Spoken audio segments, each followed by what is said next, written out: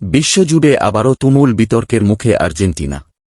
সামাজিক যোগাযোগ মাধ্যম থেকে শুরু করে ফুটবল বিশ্বের নানা অঙ্গনে চলছে তর্কবিতর্কের ঝড়।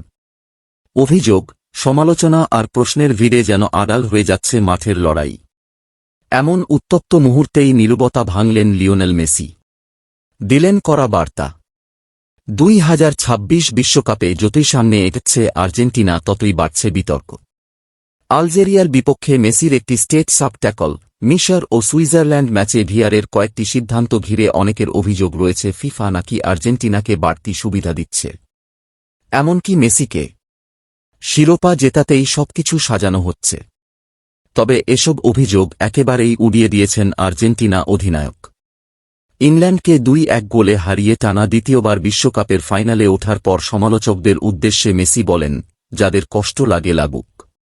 গত 4 বছর ধরে আমরাই বিশ্বের সেরা দল। টানা 2টি বিশ্বকাপের ফাইনালে ওঠা কোনো কাকতালীয় ঘটনা নয়। কেউ আমাদের কিছু উপহার দেয়নি। আমরা মাঠে খেলেই এই জায়গায় এসেছি। 55 মিনিটে অ্যান্থনি গর্ডনের গোলে পিছিয়ে পড়ে আর্জেন্টিনা। বিদায়ের শঙ্কা যখন ঘিরে ধরেছিল তখনই অধিনায়ক মেসি দেখান তার জাদু। তার দুর্দান্ত 2টি অ্যাসিস্ট থেকে গোল করেন এনজো ফার্নান্দেজ ও লাউতারো মার্টিনেজ।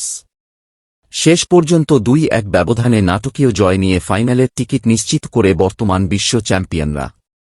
মেসি আরও বলেন, আমরা যদি হেরে যেতাম তাহলে অনেকেই নানা কথা বলত, কিন্তু আমরা তাদের সেই সুযোগ দেইনি।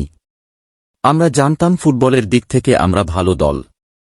জয়ের পর স্মরণ করেন কিংবদন্তি দিয়েগো ম্যারাডোনাকেও। মেসির বিশ্বাস 1986 সালের সেই নায়ক উপর থেকে এই জয় দেখছেন এবং খুশি হয়েছেন।